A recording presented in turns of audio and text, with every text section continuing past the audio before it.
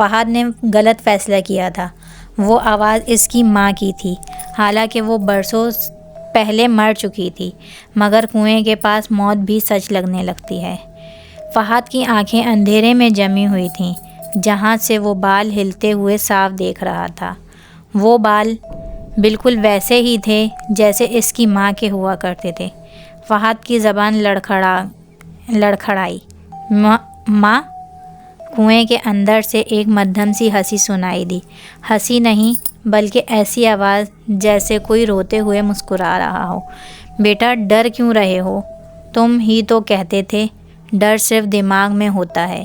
یہ جملہ سنتے ہی فہد کے جسم سے جان نکل گئی۔ یہ بات اس کے سوا کوئی نہیں جانتا تھا۔ کنویں کا بھید، کنویں کے اندر اندھیرا آہستہ آہستہ اوپر سرکنے لگا۔ اب فہد کو صاف نظر آ رہا تھا کہ وہاں کوئی چیز کھڑی ہو رہی ہے۔ پھر اچانک کنویں کے کنارے ایک ہاتھ آیا، سفید، گیلا اور کانپتا ہوا۔ فہد نے چیخنے کی کوشش کی مگر آواز اس کے گلے میں دب گئی۔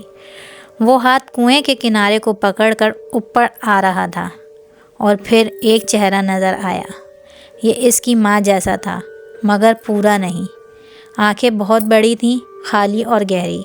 ہونٹ ہل رہے تھے مگر آواز ہر لمحہ بدل رہی تھی، کبھی ماں، کبھی کسی بوڑھی عورت اور کبھی کسی مرد کی بھاری آواز۔ گاؤں والوں کی سچائی اسی لمحے۔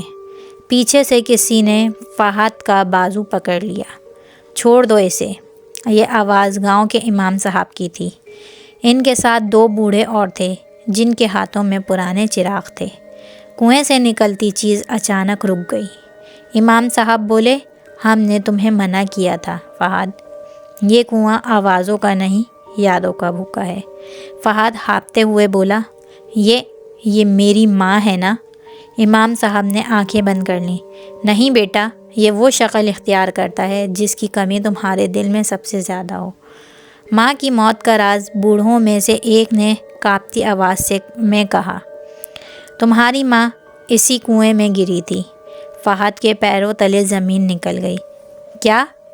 وہ رات کو پانی لینے آئی تھی؟ کنویں نے اس کی آواز سن لی اور پھر وہ واپس نہیں آئی۔